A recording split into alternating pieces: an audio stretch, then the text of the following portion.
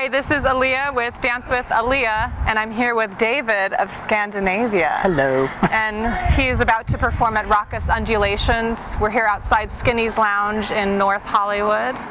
And he has granted me some time to talk with him about his dance history and some of his ideas on fusion dance and traditional ethnic dance. It's my pleasure. Yes, thank you. Now, you had first started Punjabi dance in Norway. Yes. And your primary teacher was your dad? Yes. Okay, and did you ask your dad, can I learn from you, or did he just automatically start teaching you?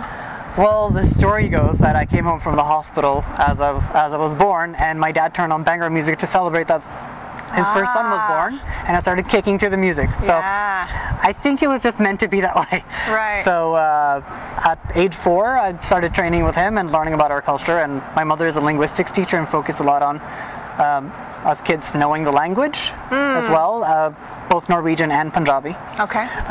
So we had a lot of... When did you learn English? In boarding school when I was 3.5. Oh, okay. Yes. So right away, you learned a lot of languages in the beginning. Yes. So I came back from boarding school when I was 4.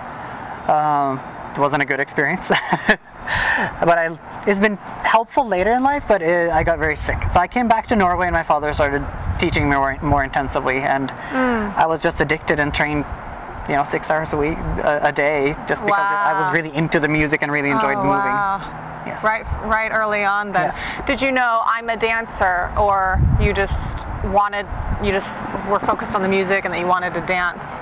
Did you ever know, like, this is what I want to do for the rest of my life? I think that how we define ourselves comes with age. Okay. So I never really thought of, what am I going to become?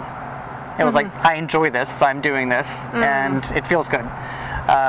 Just like I like languages, so I automatically ask questions. If I meet somebody from a different country, I ask, like, how do you say this? Because I'm curious. Yeah. It was more a curiosity thing and just experiencing how the effect of the music, kind of like when people have a yoga practice, I had a dance practice. My meditation is still, and was in the past, dance. Yeah. I was just thinking when you said, how do I say this? Now I have that compulsion to ask people, what's that dance style like? How do you say this in your dance style? How do you move with your music and with your culture? I think that dance is a language. So I think that curiosity about linguistics and about movement is kind of related to each other. Yeah, and certainly your early exposure to Norwegian and Swedish also, right in the beginning? Swedish, I moved to Sweden. I started dancing Middle Eastern dance when I was 19. Okay. And at 22 I moved to Sweden and danced there for 2 years. And I learned Swedish while I was there. In Norway we learn a little bit of Swedish in school. The languages are similar, but they are grammatically different.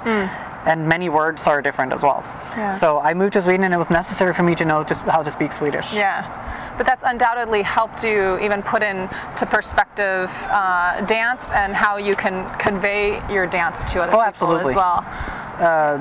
There's a story that I heard about in Greenland. They have a lot of words for snow, whereas because they have many different types of snow and they're in the snow a lot. Right. So it's the same thing. Like, I think for a dancer, the more vocabulary you have, not just movement vocabulary, but like perception, really helps in developing your dance as well. Right. Because you explore how you can say this with different nuances. Now, your ethnic heritage is East Indian. Yes. But you grew up in Norway. You spent some of your early years predominantly in Norway. Yes, born and raised in Norway. I was in India for a little period in boarding school, and then I've been in Norway. Oh, okay. Yes. And in Norway, did you have a community of other Indian people there that you could dance with, or were you alone? No, my father was my dance community. Okay.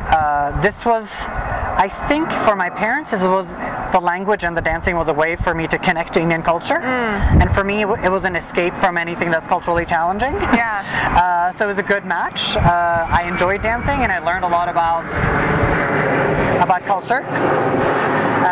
And obstacles, yes. And keeping focus while other things are going on.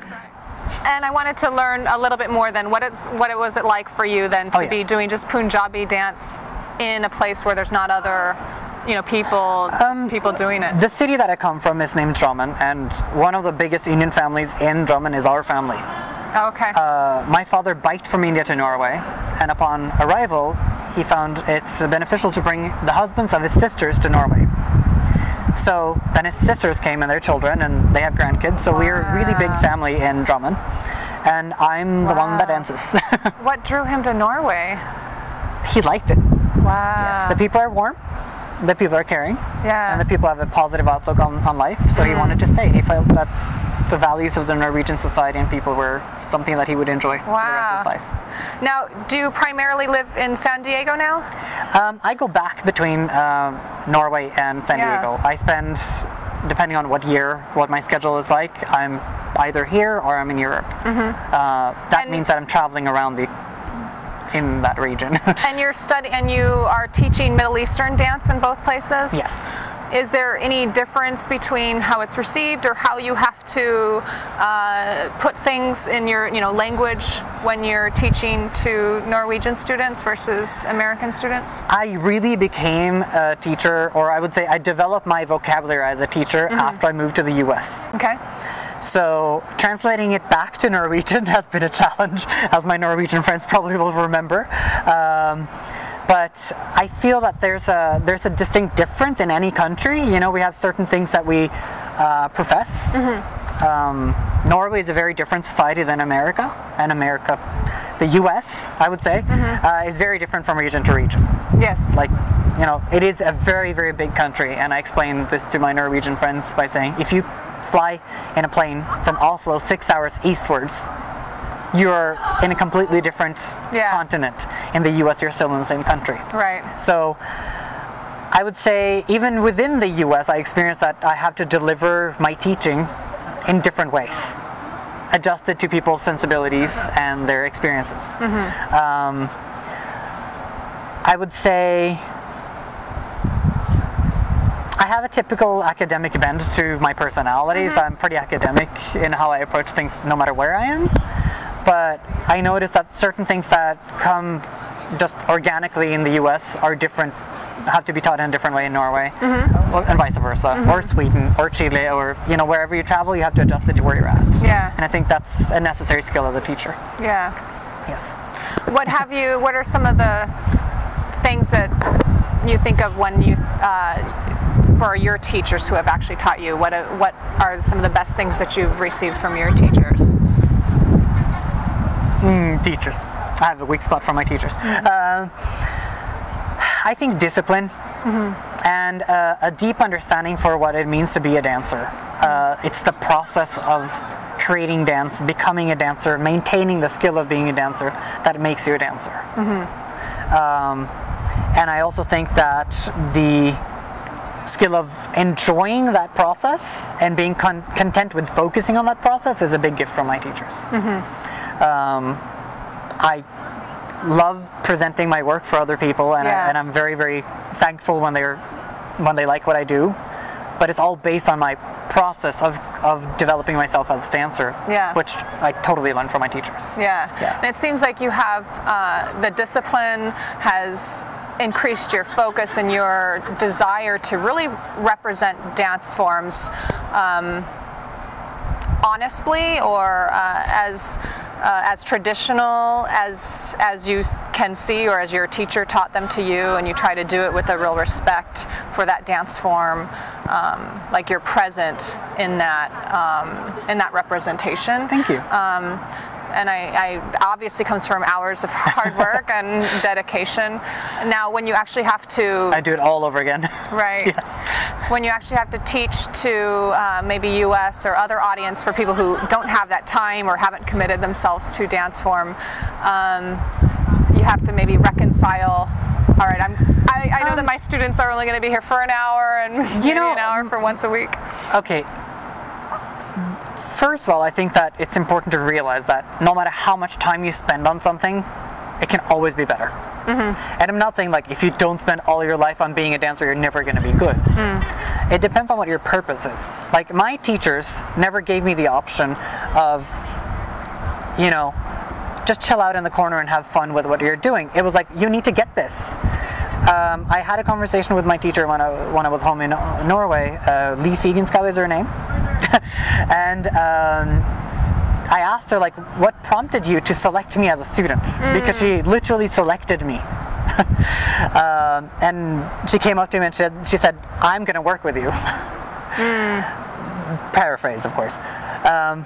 But I asked her, like, what prompted you to want to work with such a challenging student? Because I'm not a woman.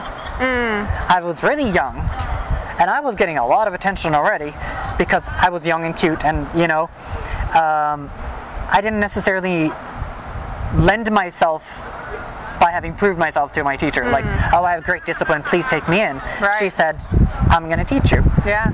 So she said, you had charisma on stage, and therefore you had a bigger responsibility to do good dancing. Yeah. Because people are going to watch you anyway. Yeah. And I really take that in. It's a huge responsibility on my shoulders to know that was the motivation for why she wanted to teach me, and it's actually inspired me to work even harder at what I do. But for people that don't have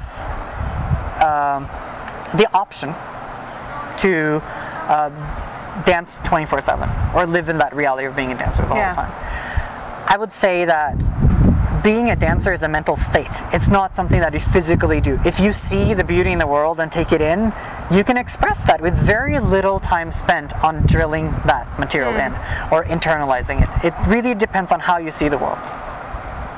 Perspective. And yes, the body needs conditioning, but it always needs conditioning. I wouldn't say that stops anybody from loving the dance, and if you love the dance, just work at it at your pace, at your privilege. And more importantly, I think the responsibility lays with me as a teacher.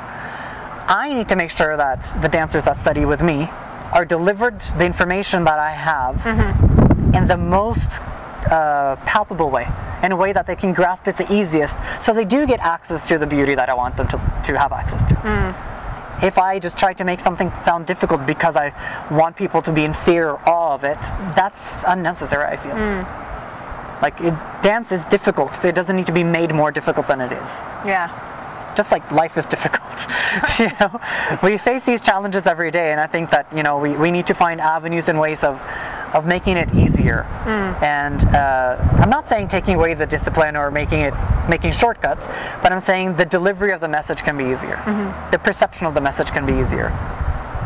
I have a little bit of a yoga bend to my philosophy, obviously. Indian and all. Yes. Yeah, excellent. Lots of work. Yes. And what performance do you have planned for tonight? Okay. Tonight I'm doing an Oriental and I'm doing a Shabby. Yes. Shabby. What is that? It's a long story short. Let's see. Zone in. Shabby is a more casual form of Egyptian dance. Okay. Dance in certain regions in Cairo. The music is pretty upbeat. That's usually danced by a man?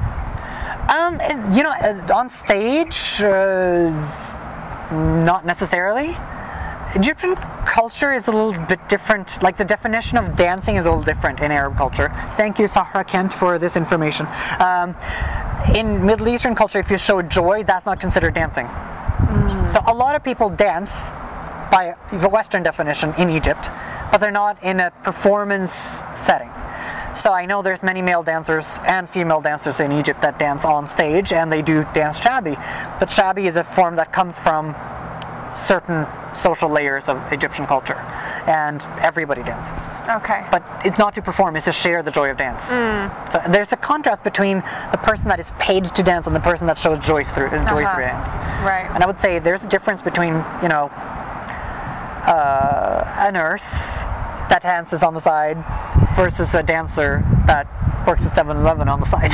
You know, for example, I'm just using examples. But I think there's a difference between that.